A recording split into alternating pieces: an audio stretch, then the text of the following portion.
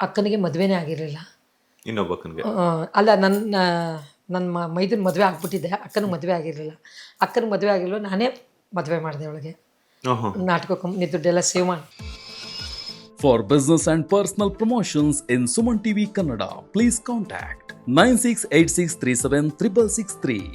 ಅಂದ್ರೆ ಈಗ ನಿಮ್ಮ ಅಕ್ಕನ ನೋಡಕ್ ಬಂದಿದ್ರು ಅವರು? ಬಂದಿದ್ರು, ಎಂಗೇಜ್ಮೆಂಟ್ ಆಗಿತ್ತು, ಮದುವೆ ಆಗಿರಲಿಲ್ಲ, ದುಡ್ಡು ಇರಲಿಲ್ಲ. ಅಪ್ಪ ತುಂಬ ಕಷ್ಟದಲ್ಲಿದ್ದರು. ನಾನು ನಾಟಕ ಕಂಪ್ನಿಲಿದ್ದೆ, ಹೋಗೋದು ಬರೋದು ಮಾಡಿಕೊಂಡು. ನಮ್ಮಮ್ಮ ಹೇಳೋರು, ಗಂಡನಿಗೆ ಗಂಟು ತೋರಿಸ್ಬೇಡ, ಮಕ್ಕಳಿಗೆ ತಿಂಡಿ ರುಚಿ ತೋರಿಸ್ಬೇಡ, ದುಡ್ಡು ಇಟ್ಕೋ ಕದ್ದು ಮುಚ್ಚಿ ಅಂತ ಹೇಳೋರು. ಅವಾಗ ನಾಟಕ ಕಂಪ್ನಿ ಮಾಲೀಕರು ಕೂಡ ದುಡ್ಡೆಲ್ಲ ಸೇವ್ ಮಾಡಿ ಇಟ್ಕೋತಿದ್ದೆ ಸಂಬಳ. ಅವಾಗ ಅಣ್ಣ ಬಂದು ಮಾಲೀಕರ ಹತ್ರ ನನ್ನ ಮೇಲೆ ಅಡ್ವಾನ್ಸ್ ತೊಗೊಂಡು ದುಡ್ಡೆಲ್ಲ ತಂದು ಅಕ್ಕನ ಮದುವೆ ಮಾಡಿದೆ. ಅಕ್ಕನ ಮದುವೆ ಆದಮೇಲೆ ಅಕ್ಕನ ಮಗನಿಗೆ ನಾನೇ ಮೈಸೂರು ರಿಸರ್ವ್ ಬ್ಯಾಂಕಲ್ಲಿ ಕೆಲಸ ಕೊಡಿಸ್ದೆ. ಕುಮಾರಸ್ವಾಮಿ ಅವ್ರಿಗೆ ಹೇಳಿ ನನ್ನ ಮಗ ಅಂಥೇಳಿ ಕೊಡಿಸ್ದೆ. ಅಣ್ಣನ ಮಗನಿಗೆ ಮದುವೆ ಮಾಡಿದೆ, ಅಣ್ಣನ ಮಗಳಿಗೆ ಮದುವೆ ಮಾಡಿದ್ವಿ. ಇನ್ನೊಬ್ಬ ಅಕ್ಕನ ಮಗ, ನಾವು 4 ಜನ ಅಕ್ಕ ತಂಗಿರು, ಎಲ್ಲ ನನ್ನ ಮನೆ ಮೇಲೆ ಚೆನ್ನಾಗಿರ್ಬೇಕು ಅವರೆಲ್ಲ ಅಂದ್ಬಿಟ್ಟು ಮಾಡಿದೆ. ಹಸ್ಬೆಂಡು ಆಕ್ಸಿಡೆಂಟ್ ಆಯಿತು, ರವಿಶಂಕರ್. ನಾನು ಅಕ್ಕ ತೀರ್ಕೊಂಬಿಟ್ರು ಅಂತ ಹೋಗ್ತಾ ಇದ್ವಿ. ಒಬ್ಬ ತಾತ ಅಡ್ಡ ಬಂದ್ಬಿಟ್ಟ. ಅವ್ನು ಕಾಪಾಡೋಕ್ಕೆ ಅಂತ ಗಾಡಿ ಹೋಗಿ ಡಿವೈಡರ್ ಮೇಲೆ ಹತ್ಬಿಡ್ತು. 150 kg ಇದ್ದರು ಹಸ್ಬೆಂಡು, ದಪ್ಪ ಇದ್ದರು. ಆಮೇಲೆ ಎಲ್ಲೋದ್ರೂ ನಾನು ಅವ್ರನ್ನ ಬಿಟ್ಟಿರ್ತಿರಲಿಲ್ಲ, ನಾನು ಅವ್ರು ಬಿಟ್ಟಿರ್ತಿರಲಿಲ್ಲ.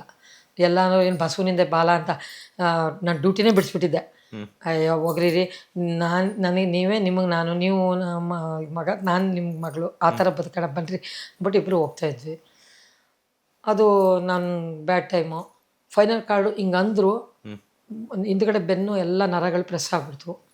ಸ್ಪೈನಲ್ ಕಾರ್ಡ್ ಪ್ರಾಬ್ಲಮ್ ಆಗಿ ಮಲಗಿದ ಜಾಗದಲ್ಲಿ 6 ವರ್ಷ. ನಾನು 2 ವರ್ಷ ಕಕ್ಕ ತೆಗಿಯೋದು, ಉಚ್ಚೆ ತೆಗಿಯೋದು, ಪರಿಸ್ಥಿತಿ ಯಾವ ಹೆಣ್ಮಕ್ಳಿಗೂ ಬೇಡ ಸರ್. ನಾನು ವೀಕ್ ಆಗೋಕ್ಕೆ ಸ್ಟಾರ್ಟ್ ಆದ. ಡಾಕ್ಟ್ರ್ ಏನಂದರು, ನೀವು ಹಿಂಗಾಗ್ಬಿಟ್ರೆ ಅವ್ರನ್ನ ನೋಡ್ಕೊಳ್ಳೋರು ಯಾರಮ್ಮ ಅಂದರು. ಆಮೇಲೆ ಅವ್ರಿಗೆ 2 ಹುಡುಗರು ನಿಟ್ಟೆ ಕೆಲಸಕ್ಕೆ, ಅಡುಗೆ ಮಾಡೋಕ್ಕೂ ಬೊಮ್ಮನಿಟ್ಟೆ. ತಿಂಗಳ 1-1.5 ಲಕ್ಷ ದುಡಿಲೇಬೇಕು ನಾನು. ದುಡಿಲಿಲ್ಲ ಅಂದರೆ ಆಗಲ್ಲ. ಆಗ ನಿಮ್ಗೆ ಅವಕಾಶಗಳು ಸಿಗ್ತಾ ಇತ್ತು. ಎಲ್ಲದಕ್ಕಿಂತ ನಾನು ಕಂಡಂಥ ದೇವರುಗಳು ರಾಜಕಾರಣಿಗಳಲ್ಲಿ ನನ್ನ ಕೈ ಬಿಡಲಿಲ್ಲ. ಶಾಮನೂರು ಶಿವಶಂಕರಪ್ಪ ಅಪ್ಪಾಜಿಯವರು, ಮುರುಗೇಶ್ ನಿರಾಣಿ ಸಾಹೇಬರು, ಆಮೇಲೆ ಆ ಪಾರ್ಟಿ ಈ ಪಾರ್ಟಿ ಅಂತೇನಿಲ್ಲ. ಗುರುಗುಂಟಿ ಜಗದೀಶ್ ಅಣ್ಣ ಅಂತ ಇದ್ದಾರೆ, MLA, ಶುಗರ್ ಫ್ಯಾಕ್ಟ್ರಿ ಓನರ್ ಅವರು, ಈಗ ಜಮಖಂಡಿಲಿದ್ದಾರೆ ಅವರು.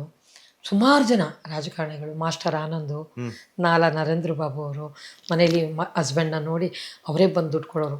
85 ಲಕ್ಷ ಖರ್ಚು ಮಾಡಿದೆ. ಯಾವ ಇಸ್ವಿಯಲ್ಲಿ ಆಯ್ತಿದೆಲ್ಲ? 4 years ಆಯಿತು. 4 ವರ್ಷದಿಂದ. 6 ವರ್ಷ ಮಲಗಿದ್ರು. ಅದಾದಮೇಲೆ ಯಾವ ಹೆಣ್ಣು ಗಂಡನ ಸಾವು ನೋಡಬಾರ್ದು, ತಾಯಿ ಸಾವು ನೋಡಬಾರ್ದು. ತಾಯಿ ಸಾಯುವಾಗಲೂ ಹಿಂಗೆ ನಮ್ಮಮ್ಮ ನನ್ನ ಕೈ ಇಟ್ಕೊಂಡು ಮಲಗಿ, ಈ ಕೈನ ಹಿಂಗೆ ಬಿಡ್ಸೋಕ್ಕೆ ಬೆಂಡಾಗ್ಬಿಟ್ಟಿತ್ತು ನನ್ನ ಕೈ.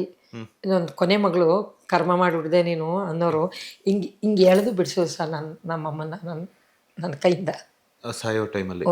ಅವ್ರಿಗೆ ಗೊತ್ತಾಗ್ಬಿಟ್ಟಿತ್ತು ನಮ್ಮಮ್ಮನಿಗೆ. ಅವರೇ ಎಲ್ಲ ಹಿಂಗೆ ಕೈ ಕಟ್ಕೊಂಡು ಕಾಲು ಮಡ್ಚ್ಕೊಂಡು ಮಲ್ಕೊಂಬಿಟ್ಟಿದ್ರು. ಅವರು ಆಗಿನ ಕಾಲದವರು ದೇವ್ರ ಸಮಾನ ಅಂತಾರಲ್ಲ, ಅವ್ರಿಗಿಂಥ ಟೈಮಲ್ಲೇ ಸಾವು ಬರುತ್ತೆ, ನಾನು ಹಿಂಗೆ ಹೋಗ್ತೀನಿ ಅಂತ ಗೊತ್ತಿತ್ತು ಅವ್ರಿಗೆ. ಆಮೇಲೆ ಎಲ್ಲ ಹೇಳೋರು ನನಗೆ, ಯಾರನ್ನೂ ನಂಬೇಡ, ಇವರೆಲ್ಲ ಸುಳ್ಳು ಮೋಸ, ನೀನು ದುಡ್ಡಿಟ್ಕೋ, ನೀನು ಸೇವ್ ಮಾಡ್ಕೊಂಡು ಬದುಕು, ನೀನು ಕಲಾವಿದೆ, ನೀ ಚೆನ್ನಾಗಿರಬೇಕು ಅನ್ನೋರು. ನಾನು ಏನಾದ್ರು ತಿಳ್ಕೊಳ್ಳಿ, ಇವತ್ತು ಫಸ್ಟು ನಾನು ನನ್ನ ತಾಯಿ ತಂದೆ ಪೂಜೆ ಮಾಡೇ ಹೊರಗೆ ಬರೋದು. ನೆಕ್ಸ್ಟು ದೇವರು, ನನಗೆ ಜನ್ಮ ಕೊಟ್ಟವ್ರೆ ನನ್ನ ದೇವರು. ದೊಡ್ಡದಾಗಿ ಮನೇಲಿ 2 ಫೋಟೋ ಮಾಡಿದ್ದೀನಿ. ಬರುವಾಗ ನೀವು ಕೊಟ್ಟಿದೀಯಾ, ಭೂಮಿಗೆ ಬಿಟ್ಟಿದೆಯಾ, ಇವತ್ತು ನಂಗೆ ಒಳ್ಳೆಯದು ಕೆಟ್ಟದ್ದು ಬದುಕೋದು ನಿನಗೆ ಬಿಟ್ಟಿದ್ದು, ಇಲ್ಲ ಅಂದರೆ ಕರ್ಕೊಂಡು ಹಿಂಸನಿದೀಗ ನಾ ಇದ್ದು ಏನು. ಈಗ ಅಂಬೇಡ್ಕರ್ ಫೋಟೋ, ಗಾಂಧಿ ತಾತೆ ಫೋಟೋ, ಚೆನ್ನಮ್ಮನ ಫೋಟೋ, ಬಸವ ಜಯಂತಿ, ಅಂಬೇಡ್ಕರ್ ಜಯಂತಿ, ಆ ಜಯಂತಿ ಈ ಜಯಂತಿ ಅಂತ ಎಲ್ಲ ಮಾಡ್ತಾರೆ ದೇಶದಲ್ಲಿ. ಅವ್ರ ಪಾದದ ಧೂಳದ ಒಂದು ಕೆಲಸ ಯಾರೂ ಮಾಡಲ್ಲ. ಎಕ್ಸಾಕ್ಟ್ಲಿ ಮಾಡ್ತಾಯಿಲ್ಲ. ನಾವು ಹುಟ್ಟಿದ್ದು ಸಾರ್ಥಕತೆಗಾದರೂ ಏನಾದರೂ ಅವರಲ್ಲಿರೋ ಒಂದು ತತ್ವಗಳನ್ನ ನಾವು ತಗೊಂಡು ಸಮಾಜಕ್ಕೆ ನಾವು ಮಾಡಿದಾಗ ಏನಾದರೂ ಒಂದು ಸಾಧನೆ ಮಾಡೋಕ್ಕೆ ಅವಕಾಶ ಬರುತ್ತೆ ಅಂತ ನಮ್ಮ ತಾಯಿ ತಂದೆ ಹಾಕ್ಕೊಟ್ಟಿದ್ದರಿಂದ ಇವತ್ತು ಅದು ಪೂಜೆ ಮಾಡ್ಕೊಂಬಂದೆ. ಮನೆಯವರು, ಅವರು ಕೊರೋನಾ ಇದ್ದಾಗ ಅವ್ರಿಗೂ ಗೊತ್ತಾಗ್ಬಿಟ್ಟಿತ್ತು ಸಾವು ನನಗೆ ಆ ಥರ ಇದೆ ಅಂತ. ನಾನು ಆ ರೂಮಲ್ಲಿದ್ದೆ. ಈ ರೂಮಲ್ಲಿ ಹಸ್ಬೆಂಡ್ ಮಲಗಿದ್ರು. ಬಾ ಅಂದರು. ಹೋಗ್ರಿ, ಪಕ್ಕದಲ್ಲಿ ಕೂತ್ಕೊಂಡು ವಾಸನೆ ಸುಮ್ಮನೆ ಬಾ ಅಂತ ಕರಿತೀರಾ? ಇಲ್ಲ ಬಾರೆ, ಏನೋ ಮಾತಾಡ್ಬೇಕು ಬಾರೆ ಅಂದರು. ಹಿಂಗೆ ಪಕ್ಕ ಕೂತ್ಕೊಂಡೆ. ಯಾವ ಕಲಾವಿದೆಗೂ ಅಂಥ ಗಂಡ ಸಿಗಲ್ಲ. ಇನ್ನೊಂದು ಜನ್ಮ ಅಂತ ಇದ್ದರು ನಂಗೆ ಅವರೇ ಸಿಗಲಿ ಅಂತ ಭಗವಂತನ ಪ್ರಾರ್ಥನೆ ಮಾಡ್ತೀನಿ. ಒಂದು ಕುಡಿತಿರಲಿಲ್ಲ, ಕೆಟ್ಟ ಅಭ್ಯಾಸ ಇರಲಿಲ್ಲ, ಹೆಂಡತಿನ ಅನುಮಾನ ಪಡ್ತಾ ಇರಲಿಲ್ಲ.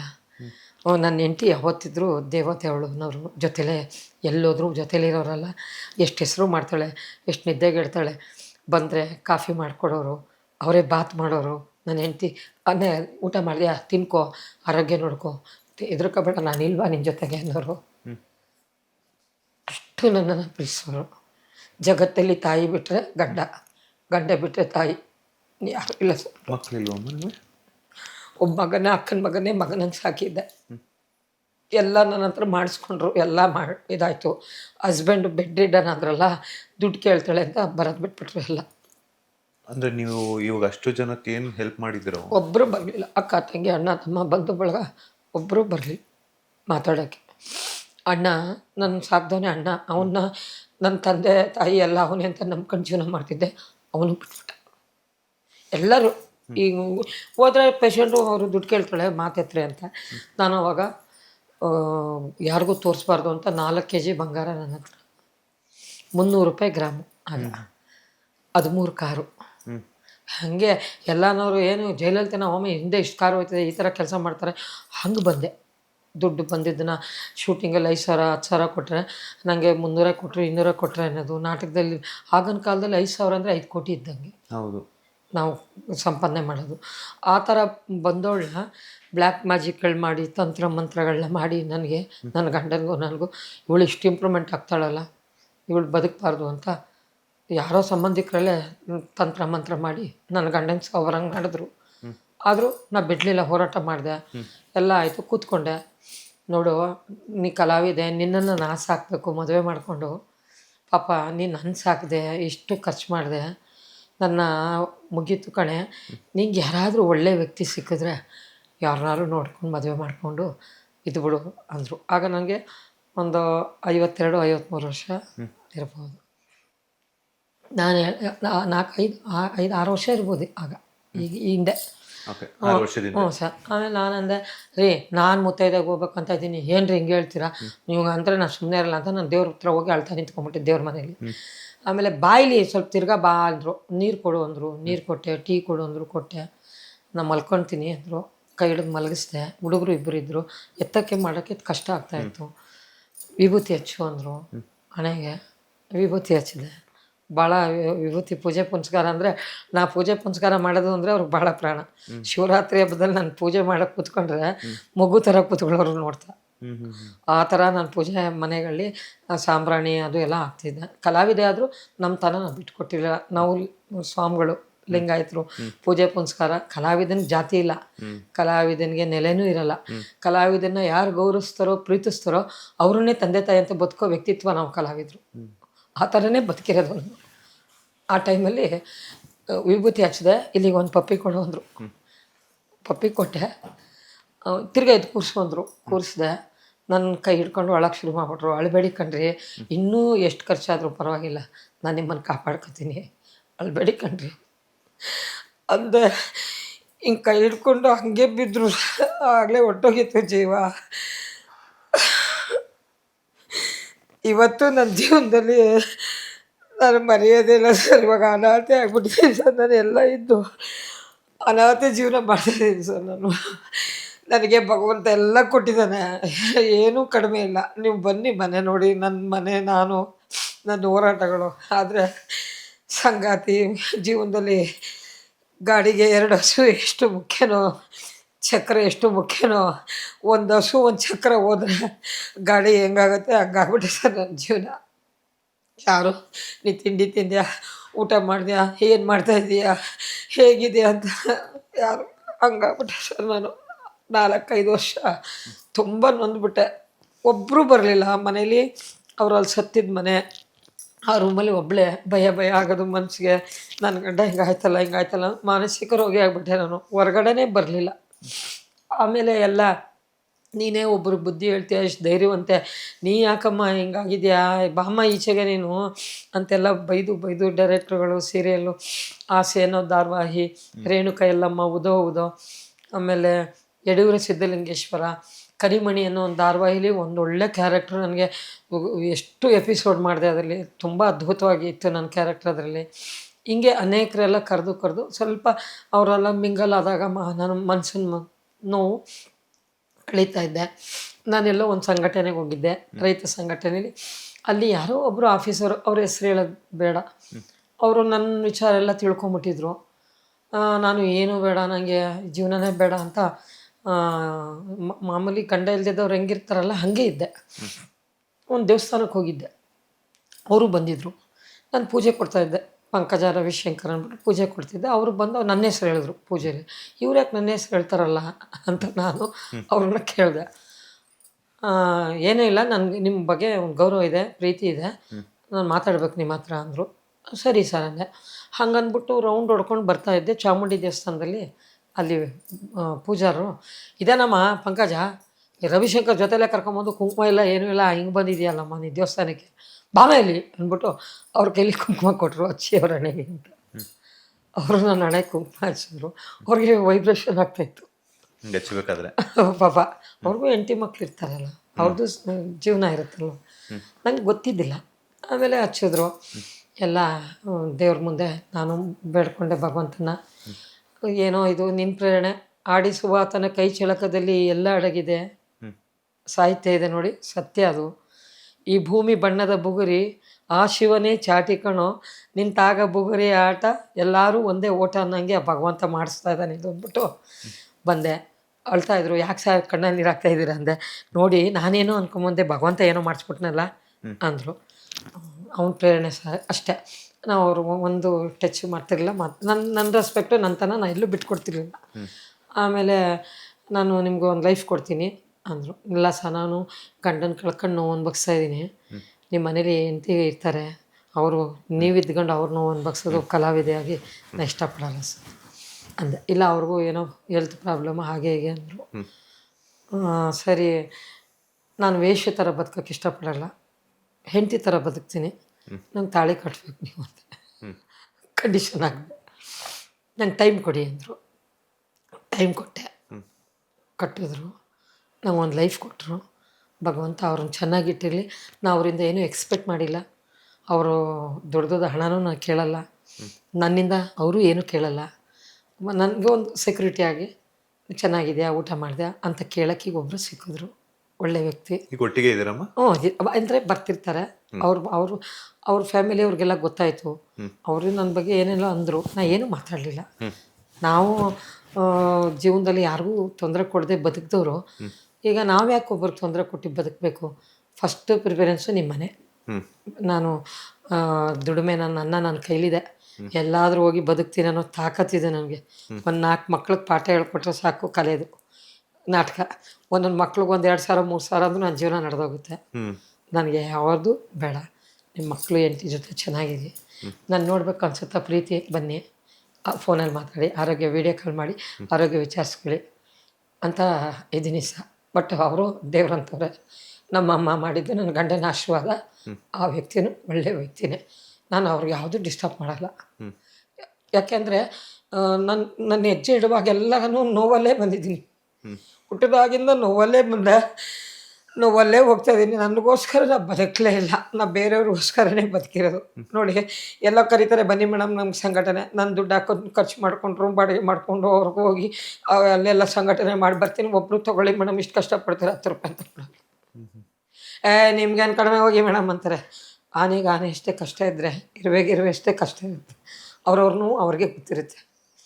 ತಂದೆ ಸತ್ತಿದ್ರು, ಗಂಡ ಸತ್ತಿದ್ರು, ಹೃದಯದಲ್ಲಿ ಇಟ್ಕೊಂಡು ನಗ್ನಗ್ತಾ ನಾಟಕದಲ್ಲಿ ಪಾಠ ಮಾಡಬೇಕು.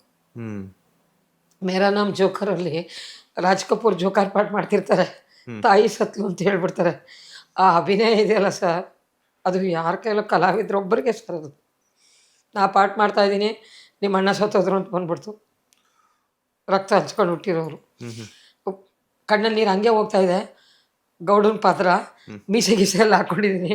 ಎಲ್ಲ ಕೇಳ್ತಾರೆ, ಯಾಕೆ ಹೋಗ್ಬೇಕು ನಗರ, ಚಾಮರಾಜನಗರದಲ್ಲಿ ಹೆಣ, ನಾನಿರೋದು ಅಥಣಿಲಿ, ಬಿಜಾಪುರ 1000 ಕಿಲೋಮೀಟ್ರ್ ದೂರ. ಇಲ್ಲಿ ಬಿಟ್ಟು ಹೋದರೆ 25 ಜನ ಕಲಾವಿದರಿಗೆ ಜೀವನ ನಿಂತೋಯ್ತದೆ, ಊಟ ತಿಂಡಿ ನಾಟಕದ. ನಾನಿದ್ರೇ ನಾಟಕ ಕಲೆಕ್ಷನು ಇಲ್ಲ. ಇಲ್ಲಿ ಬಿಟ್ಟು ಹೋದರೆ ಅವರು ಆಗ ಫೋನು, ವೀಡಿಯೋ ಕಾಲು ಇಲ್ಲ, ಫೋನು ಇಲ್ಲ, ಏನೂ ಇಲ್ಲ. ಹೆಂಗೆ ಬದುಕಿ ತಡ್ಕೊಂಡಿರ್ಬೇಕು, ಮಣ್ಣು ಮಾಡಿಬಿಟ್ಟಿದ್ರು. ನೀವು ಹೋಗೋ ಅಷ್ಟರಲ್ಲಿ ಏನು ಮಾಡೋಕ್ಕಾಗಲಿಲ್ಲ. ಆ ನೋವುಗಳನ್ನೆಲ್ಲ ಮೆಲ್ಕು ಹಾಕ್ಕೊಂಡು ನಾನು ಹೆಜ್ಜೆ ಇಡುವಾಗ ಪ್ರತಿಯೊಂದು ಹೆಜ್ಜೆನ ನೋವಲ್ಲೇ ಹೆಜ್ಜೆ ಇಟ್ಟರು ಅರಿತು ಹೆಜ್ಜೆ ಇಟ್ಕೊಂಡು ಜೀವನ ಮಾಡ್ತಾಯಿದ್ದೀನಿ. ಆದರೂ ನಿಮ್ಮಂಥ ಮಕ್ಕಳು ಯಾರೋ ನನ್ನ ಒಳ್ಳೆತನ ನೋಡಿ ನನ್ನ ಕಷ್ಟ ಸುಖಗಳಿಗೆ ಅಮ್ಮ ಹೆದರಬೇಡಿ ನಾವಿದ್ದೀವಿ, ಯಾಕಮ್ಮ ನೀವು ಹುಲಿ ಕಣಮ್ಮ ನೀವು ಅಂತಾರೆ. ನೀವು ಜೈಲಲ್ಲಿ ಅವ್ರ ಥರ ಬದುಕಬೇಕಾದವರು ಜೀವನದಲ್ಲಿ ಆಗುತ್ತಮ್ಮ ಕಷ್ಟ ನೋವು ನಲಿವು, ನೀವು ತಡ್ಕೋಬೇಕಮ್ಮ ನಾವಿದ್ದೀವಿ ಅಂತ ಧೈರ್ಯ ಹೇಳೋಕ್ಕೆ ನಮ್ಮ ಮಕ್ಕಳು ನಮ್ಮನೆ ಮಕ್ಕಳು ಯಾರು ಹೇಳ್ದೇ ಇದ್ರೂ ಹೊರಗಿನವರು ನಮ್ಮನ್ನು ಪ್ರೀತಿಸ್ತಾರೆ, ಗೌರವಿಸ್ತಾರೆ. ಅದರಿಂದ ಬದುಕಿದ್ದೀವಿ. ಸಮಾಜದಲ್ಲಿ ಕಲಾವಿದ್ರ ಜೀವನ ರಾತ್ರಿ ಎಲ್ಲ ಮಹಾರಾಜರು, ಬೆಳಗ್ಗೆ ಎದ್ರೆ ಭಿಕ್ಷಾದೀಪ ಏನೋ ಅಂತಾರೆ ತೆಲುಗುಲಿ, ಮೂಸ್ಪೆಟ್ಟಿನ ಪಾಸ್ಪೋಯ್ ಅಂತ. ಮುಚ್ಚಿ ಕಷ್ಟಪಟ್ಟು ನಾವು ದುಡಿದು ನಾವು ಮಡಗಿರ್ತೀವಿ, ಯಾರಿಗೋ ಕೊಟ್ಬಿಟ್ಟಿರ್ತೀವಿ, ಅದು ನಮಗೆ ಗೊತ್ತಿರಲ್ಲ. ಒಳ್ಳೇದಕ್ಕೆ ಅಂತ ಕೊಟ್ಬಿಟ್ಟಿರ್ತೀವಿ. ಕಷ್ಟ ಬರುತ್ತಲ್ಲ ಆಗ ಗೊತ್ತಾಗುತ್ತೆ ನಮ್ಗೆ ಅದ್ರ ಬೆಲೆ. ಅಯ್ಯೋ ನೈಟು ಆದರೂ ನಾನು ಸೇವ್ ಆಗಿದ್ದೀನಿ, ನಾನು ಯಾರಿಗೂ ತೊಂದರೆ ಕೊಡಲ್ಲ. ನನ್ನ ಜೀವನನ ನಾನು ರೀಡಿಂಗ್ ಮಾಡ್ಕೊಂಡು ಹೋಗೋಷ್ಟು ಕೆಪಾಸಿಟಿ ನನಗಿದೆ. ಸರ್ಕಾರದಿಂದ ನನಗೆ ಮಾಶಾಸನ ತಿಂಗಳಿಗೆ ಇಷ್ಟು ಅಂತ ಬರುತ್ತೆ, ನಾನು ತೊಗೋತೀನಿ, ಪ್ರೋಗ್ರಾಮ್ಗಳಿಗೆ ಹೋಗ್ತೀನಿ, ದುಡ್ಡು ಸೇವ್ ಮಾಡಿ ಇಟ್ಕೊಂಡಿದ್ದೀನಿ. ಒಬ್ಬರಿಗೆ ಅಂಥ ಪರಿಸ್ಥಿತಿ ನನಗೇನಾದ್ರು ಭಗವಂತ ಕೊಟ್ಟ ಅಂದರೆ ನಾನು ಇವತ್ತು ನನಗೆ ಲೈಫ್ ಕೊಟ್ಟಿರೋರ್ಗೆ ಹೇಳೋದು ಇಷ್ಟೇ, ನನ್ನ ಕುಟುಂಬ ವರ್ಗದವ್ರಿಗೆ ಮಾಧ್ಯಮದ ಮುಖಾಂತರ ಹೇಳೋದು ಅಷ್ಟೇ.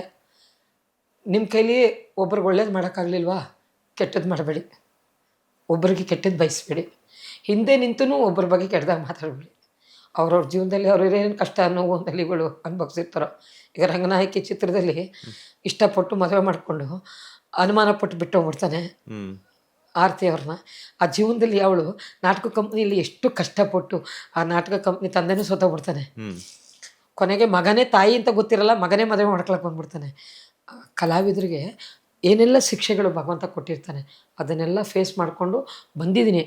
ಅಂತಹ ಸ್ಥಿತಿ ಬಂತು ಅಂದರೆ ಭಗವಂತ ಕಾಶಿ ವಿಶ್ವನಾಥನ ಸನ್ನಿಧಿಲಿ ನೀ ಕೊಟ್ಟಿದ್ದ ದೇಹ ನೀನೇ ತಗೊಳಪ್ಪ ಅಂತ ಆ ನದಿಗೆ ಹೋಗಿ ಬಿದ್ದುಬಿಡ್ತೀನಿ. ಅವನ ಒಬ್ಬರಿಗೆ ತೊಂದರೆ ಕೊಡೋಲ್ಲ. ಆದರೂ ಅವನು ನನಗೆ ಆರೋಗ್ಯ ಕೊಟ್ಟಿದ್ದಾನೆ. ಕಾಲು ನೋವು ಕೈ ನೋವು ಏನೂ ಇಲ್ಲ, ಮೈ ಕೈ ನೋವು ತಲೆನೋವು ಅದು ಇದು ಅಂದರೆ ಒಂದು ಔಷಧಿ ಹಚ್ಚಲ್ಲ, ಒಂದು ಮಾತ್ರೆ ತಗೊಳ್ಳಲ್ಲ. ನಾರಾಯಣ ಧನ್ವಂತ್ರಿ ನಾರಾಯಣ ಸ್ಮರಣೆ ಮಾಡ್ತೀನಿ. ನೀನಿದೆಯಾ ನೀನೇ ನೋಡು, ಅನಾಥೋ ದೈವ ರಕ್ಷತೋ ರಕ್ಷತಃ ಅಂತ. ಪೂಜೆ ಮಾಡುವಾಗಲೂ ನಾನು ಏನು ಬೇಡ್ತೀನಿ ಅಂದರೆ, ಯಾವ ಮನುಷ್ಯ ಒಂದು ಊದುಬತ್ತಿ ಬೆಳಗುವಾಗ ಸರ್ವೇ ಜನೋ ಸುಖಿನೋ ಭವಂತು ಲೋಕ ಸಮಸ್ತ ಸುಖಿನೋ ಭವಂತು ಸನ್ಮಂಗಲಾನಿ ಭವಂತು ಅಂತ ಬೇಡ್ತಾನೋ ಅವನ ಜೊತೆ ಭಗವಂತ ಇರ್ತಾನೆ. ಯಾವನು ನನ್ನ ಹೆಂಡತಿ ಮಕ್ಕಳು ನಾನು ಚೆನ್ನಾಗಿರೋ, ನಾನು ದುಡಿದ್ಮೇ ನಾ ಬದುಕಬೇಕು, ನಾ ಚೆನ್ನಾಗಿರ್ಬೇಕು ಅಂತಾನೆ ಅವನ ಹತ್ರ ಭಗವಂತ. ಈಗ ಎಷ್ಟನೇ ವರ್ಷಕ್ಕೆ ನಿಮಗೆ ಎರಡನೇ ಮದುವೆ ಆಯಿತು? ನನಗೆ ಅವಾಗ ಒಂದು 22. ಅಲ್ಲ, ಎರಡನೇ ಮದುವೆ ಈ ನಮ್ಮ ಮನೆಯವ್ರು ತೀರ್ಕೊಂಡು ಒಂದು ಈಗ ಒಂದು 3-4 ಇಯರ್ಸ್ ಆಯಿತು. 3-4 ಇಯರ್ಸ್ ಅಂದರೆ ಇವಾಗ ಒಂದು 50, ಇವಾಗ ಎಷ್ಟು 61 ವರ್ಷನಾ? 60 ಈಗ 66 ಮಾರ್ಚ್ 12. 66 ಮಾರ್ಚ್ 12 ಮೊನ್ನೆ ಬರ್ತಡೇ. ನಾನು ಬ್ಲೈಂಡು ಅನಾಥ ಮಕ್ಕಳ ಆಶ್ರಮದಲ್ಲಿ ಒಂದು 50 ಜನಕ್ಕೆ ಊಟ ಎಲ್ಲ ಮಾಡಿಸಿ, ಅವ್ರಿಗೆ ಇದೇ ಇಲ್ಲ ಮೈಂಡ್ ಮೆಮೊರಿ. ಅವರು ನಾನು ಹೋಗಿ ಅಲ್ಲಿ ಮಾತಾಡ್ತಾ ಇದು ನೋಡಿ ಡ್ಯಾನ್ಸ್ ಮಾಡೋದು, ಹಾಡು ಹೇಳೋದು, ಅವ್ರ ಎಂಟರ್ಟೈನ್ಮೆಂಟ್ ಏನೇನಿದೆ ಮಾಡ್ಸೋಣ ಬುದ್ಧಿಮಾಂದಿರು ಅವ್ರಿಗೆ ಗೊತ್ತಾಗಲಿ ಅಂದ್ಬಿಟ್ಟು ಮೈಸೂರಲ್ಲಿ ಆಚರಿಸ್ಕೊಂಡೆ. ಖುಷಿ ಅನಿಸ್ತು ಅಂಥವ್ರ ಜೊತೆ ನಾನು ಹೋಗಿ ಮಿಂಗಲ. ಓಕೆ ಅಮ್ಮ, ಈಗ ಈ ಒಂದು 55 ವರ್ಷಕ್ಕೆ ಅನ್ಕೊಳ್ಳೋಣ, ಇಲ್ಲ ಅಂತಂದ್ರೆ 58 ವರ್ಷಕ್ಕೆ ಅನ್ಕೊಳ್ಳೋಣ ಮದುವೆ ಆಗಿರೋದು, ಎರಡನೇ ಮದುವೆ ಅಂತ. ಯಾಕೆಂತಂದರೆ ಈಗ ಏನಂತಂದರೆ ವಯಸ್ಸಲ್ಲಿ ಇದ್ದಾಗ್ಲೂ ಎರಡನೇ ಮದುವೆ ಆಗ್ತಾರೆ ಅಂತಂದಾಗ ಆಡ್ಕೊಳ್ಳುವಂಥವ್ರು, ಈ ಗಂಡ ಸತ್ತೋಗಿದ್ದು 3 ದಿನಕ್ಕೆ ಮದುವೆ ಆಗಿದ್ರು ಹಂಗೆ ಹಿಂಗೆ ಅಂತಾರೆ. ವಯಸ್ಸಿದ್ರು ಕೂಡ ಅವ್ರಿಗೂ ಒಂದು ಲೈಫ್ ಇರುತ್ತೆ, ಗಂಡ ಸತ್ತ ಮೇಲೂ ಅನ್ನುವಂಥದ್ದು ಯಾರೂ ಥಿಂಕ್ ಮಾಡಲ್ಲ. ಸೊ ನಿಮ್ಮ ಈ ಏಜಲ್ಲಿ ನೀವು ಮದುವೆ ಆದಾಗ, ಎರಡನೇ ಮದುವೆ ಆದಾಗ ನಿಮ್ಗೆ ಏನೆಲ್ಲ ಟೀಕೆಗಳು ವ್ಯಕ್ತವಾಯಿತು? ಏನೆಲ್ಲ ಒಂದು ಸಂಬಂಧಿಕರೇ ಮಾತಾಡೋದೇ ಬಿಟ್ಬಿಟ್ರಲ್ಲ. ಅಕ್ಕ ತಂಗಿರು ಬರಲ್ಲ, ಮಗ ಸಾಕದ ಮಗ ಬರಲ್ಲ, ಅಣ್ಣ ಮಾತಾಡ್ಸಲ್ಲ, ಯಾರೂ ಬರಲ್ಲ. ಆಮೇಲೆ ನಾನು ನೇರವಾದಿ ಲೋಕವಿರೋಧಿ ಅಂತೆ. ನೇರವಾಗಿ ಮಾತಾಡೋವನ್ನ ಲೋಕ ವಿರೋಧಿಸುತ್ತೆ. ಜನರ ನಿಂದನೆ ಅಪವಾದಗಳನ್ನು ಗೆದ್ದು ನಿಲ್ಲುವವನೇ ಒಬ್ಬ ಸರ್ವಜ್ಞ, ಒಬ್ಬ ಮೂರ್ತಿ ಆಗೋದು. ಈಗ ಒಂದು ಶಿಲೆಗೆ ಆಗ್ಬೇಕಾದ್ರೆ ಕಲ್ಲು ಹೊಡೆದು ಶಿಲೆ ಮಾಡ್ತಾರೆ. ಹೊಡೀರಿ ನೀವು ಕಲ್ತಾನೆ, ನಾನು ಶಿಲೆ ಹಾಕ್ತೀನಿ, ನೀವು ಯಾರು ಏನೇ ಅಂದರೂ ಒಂದು ಶಿಲೆ ಆದಂಗೆ ಅದು. ನನಗೆ ಸ್ಫೂರ್ತಿ. ನಾನು ಏನು ತಲೆ ಕೆಡಿಸ್ಕೊಳ್ಳಿಲ್ಲ. ನನಗೆ ಈಗ ನಾನು ನಾಳೆ ಕೈಕಾಲು ಬಿದ್ದೋಗಿ ಮನೇಲಿ ಮಲ್ಕೋತೀನಿ, ನಂಗೆ ಯಾರು ತಂದಾಕ್ತಾರೆ? ಯಾರು ಇಲ್ಲ. ನನ್ನ ಯಾರು ನೋಡ್ತಾರೆ? ನನ್ನ ನೋಡೋಕ್ಕೆ, ನನ್ನ ಪ್ರೀಸೋಕ್ಕೆ ಅಂತ ಒಂದು ಜೀವ ಬೇಕಲ್ಲ, ಒಬ್ರು ಬೇಕು. ಒಂದು ಹೆಣ್ಣು ಅಂದಾಗ ಸಮಾಜದಲ್ಲಿ ಬದುಕ್ತಿದ್ದೀನಿ ಅಂದಾಗ ಸಮಾಜಕ್ಕೆ ಹೆದರಲ್ಲ ನಾನು. ಆದರೆ ಸಮಾಜದಲ್ಲಿ ಬದುಕೋ ರೀತಿಯಲ್ಲಿ ಸಮಾಜದ ಜನತೆ ಮುಂದೆ ಅಮ್ಮ ಈ ಥರ ಒಳ್ಳೆಯವರು ಅನ್ನೋ ರೀತಿ ಬದುಕಬೇಕು ಅನ್ನೋ ಆಸೆ ವಿನಃ ಹಣಕ್ಕೋಸ್ಕರ ಹೆಂಗಾರು ಬದುಕ್ತಾರೆ, ಹೆಂಗಾರು ಮಾಡ್ತಾರೆ, ಮುಂದೆ ಒಂದು ಮಾತಾಡೋದು ಅದನ್ನು ಏನು ತಲೆ ಕೆಡಿಸ್ಕೊಳ್ಳಲ್ಲ. ನಾನು ಆ ಕೆಲಸ ಮಾಡೋದು ಇಲ್ಲ. ನಾನು 100 ಜನದ ಎದುರಿಗೂ ಹೇಳ್ತೀನಿ, ಭಯ ಇಲ್ಲ ನನಗೆ. ಆದರೆ ನಾನು ಭಗವಂತನ ಮೆಚ್ಚಂಗೆ ನಾನು ಕೆಲಸ ಮಾಡೋದು. ಈಗ ಗಂಡನ ಪ್ರೀತಿಗೆ ಗಂಡ ಕೊಡ್ತಿದ್ದಂಥ ಮಮತೆ ಮತ್ತು ವಾತ್ಸಲ್ಯಕ್ಕೆ ಎಷ್ಟು ನೀವು ಮನಸೋತಿದ್ರಿ ಅನ್ನುವಂಥದ್ದು ನಿಮ್ಮ ಪದಗಳ ಮೂಲಕ ಅಥವಾ ನೀವು ಹೇಳ್ತಿರುವಂಥ ಮಾತುಗಳ ಮೂಲಕನೇ ಗೊತ್ತಾಗ್ತಾ ಇದೆ. ಬಿಕಾಸ್ ಯಾಕೆಂತಂದರೆ ಮೊದಲೆಲ್ಲನೂ ಕೂಡ ಗಂಡನಿಗೆ ಎಷ್ಟು ಪ್ರೀತಿ ಗೌರವ ಕೊಡ್ತಿದ್ರು ಅನ್ನೋಂಥದ್ದಾಗೆ ಇದೆ. ಸೊ ಈಗಲೂ ಮರೆಯೋಕ್ಕಾಗಲ್ಲ ಸರ್. ಆಮೇಲೆ ಏನೇ ಅನ್ನಿ ಜೀವನದಲ್ಲಿ ಅದನ್ನು ಮರೆಯೋಕ್ಕೆ ಆಗೋದೇ ಇಲ್ಲ. ನನ್ನ ತಂದೆ ನನಗೆ ಮದುವೆ ಮಾಡಲ್ಲ ಅಂದ್ಬಿಟ್ರು, ಮನೆಯಿಂದ ಹೊರಗೆ ಹಾಕಿದ್ರು ನಿಮ್ಮನ್ನ. ಮುಸ್ಲಿಂ ಅವ್ರ ಅಕ್ಕನ ತೊಂದರೆ ಆಗುತ್ತೆ ಅಂತ ತುಂಬ ಗಲಾಟೆ ಮಾಡಿಬಿಟ್ರು. ನನ್ನ ರಂಜಾನ್ ಹಬ್ಬ ಮನೆಯಿಂದ ಹೊರಗಡೆ ಹಾಕ್ಬಿಟ್ರು. ನಮ್ಮಣ್ಣ ಒಟ್ಟಾಗಿ ಸತ್ತೋಗೋಣ ಬಾರ ಇಬ್ಬರು, ಅಪ್ಪ ಮಾರಲ್ಲ ಅಂದ್ರೆ ಅಂದ್ಬಿಟ್ಟು ಸುವರ್ಣಾವತಿ ಡ್ಯಾಮ್ ಅಲ್ಲಿಗೆ ಬೀಳಕ್ಕೆ ಹೋಗ್ತಾಯಿದ್ವಿ ಇಬ್ಬರು. ಅದೇ ಬಸ್ಸಿಂದ ನನ್ನ ಸೋದರ ಮಾವ ಕೆಳಗಡೆ ಇಳಿದ್ರು. ಏನೇ ಒಳ್ಳೆ ಇಷ್ಟೊತ್ತಲ್ಲೇ ಕರ್ಕೊಂಡೋಗಿದ್ಯಾ, ಬರೇ ಮನೆಗೆ ಅಂದರು. ಅಲ್ಲೋದೆ ನಮ್ಮ ಅತ್ತೆ ನಾಟಕದವಳು ಶೂಟಿಂಗ್ ಕರ್ಕೊಂಬಂದಿದ್ಯಾ, ಅವಳೇ ಮಾಡ್ಕೊಂಡಿರೋ ನಾ ಮನೇಲೆಲ್ಲ ಹೋಯ್ತೀನಿ ಅಂತ ಆಯಮ್ಮ ಗಲಾಟೆ ಸ್ಟಾರ್ಟ್ ಮಾಡಿದ್ರು. ಎಷ್ಟು ನೋವು ಅನ್ಭವಿಸಿದ್ದೀನಿ ಸರ್ ನಾನು. ಆಮೇಲೆ 1:30-2 ಗಂಟೆ ರಾತ್ರಿ ಮುಸ್ಲಿಮ್ಸ್ ಅವರು ರಂಜಾನ್ ಉಪವಾಸ ಮಾಡ್ತಾರಲ್ಲ ಹಬ್ಬ, ನಮ್ಮ ಅಣ್ಣಂಗೆ ತುಂಬ ಕ್ಲೋಸು ಅವರು. ಯಾವ ಜನದಲ್ಲಿ ಅವ್ರ ಮನೇಲಿ ನಾವು ಹುಟ್ಟಿದ್ನೋ ಆ ಟೈಮಲ್ಲಿ ಅವರು ಅವ್ರ ಹೆಸರು ನಾಜಿಮ್ ಭಯ್ಯ ಅಂತ ಕೋಳಿ ಫಾರ್ಮ್ ಎಲ್ಲ ಇಟ್ಟಿದ್ರು.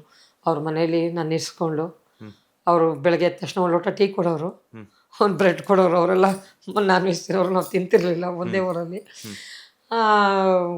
ಎಲ್ಲ ಅವ್ರ ಮನೇಲೇ ಇದ್ದೆ ಒಂದು 15 ದಿವಸ ರಂಜಾನ್ ಹಬ್ಬ ಮುಗಿಯೋವರೆಗೂ. ಮುಗಿದ್ಮೇಲೆ ಅವರೇ ಜೀಪು ತಾಳಿ ಎಲ್ಲ ರವಿಶಂಕರ್ ಅವ್ರು ಕರೆಸಿ ಮದುವೆಗೆ ಎಲ್ಲ ಫುಲ್ಲು ಮುಸ್ಲಿಮ್ಸ್ ಅವರೇ ಸಪೋರ್ಟ್ ಮಾಡಿ ಆ ಟೈಮಲ್ಲಿ ಅವ್ರನ್ನೆಲ್ಲ ನಾವು ಜೀವನ ಪೂರ್ತಿ ಮರೆಯೋಕ್ಕಾಗಲ್ಲ ಸರ್. ಯಾಕೇನೆ ಈ ಜಾತಿಗಳು ಅದು ಇದು ಅಂತಾರೆ, ಎಲ್ಲಿದೆ ಸರ್ ಜಾತಿ? ಸತ್ತಾಗ ಎಲ್ಲ ಜಾತಿಯವ್ರನ್ನೂ ಇಲ್ಲೇ ಹಾಕೋದು. ಹೌದು, ಅವನು ಆ ಜಾತಿ ಇವನು ಈ ಜಾತಿ ಅಂತ ಯಾರಾದರೂ ಬೇರೆ ಕಡೆ ಹಾಕ್ತಾರೆ. ಈಗ ಮಹಾರಾಜರು ಸತ್ರು ಇಲ್ಲೇ ಹಾಕ್ಬೇಕು, ನಾವು ಸತ್ರು ಇಲ್ಲೇ ಹಾಕ್ಬೇಕು, ಒಂದೇ ಭೂಮಿ. ನಾವು ಹೆಲಿಕಾಪ್ಟರ್ ತೊಗೊಂಡಾಗ ಹಾಕ್ತಾರೆ. ಅದಕ್ಕೆ ಅರ್ಥಕೊಂಡು ಜೀವನ ಮಾಡಬೇಕು ಅಂತ ನಾನು ಎಲ್ಲರ ಮನೇಲೂ ತಿಂತೀನಿ, ಎಲ್ಲರನ್ನೂ ಗೌರವಿಸ್ತೀನಿ, ಎಲ್ಲರನ್ನೂ ಪೂಜಿಸ್ತೀನಿ.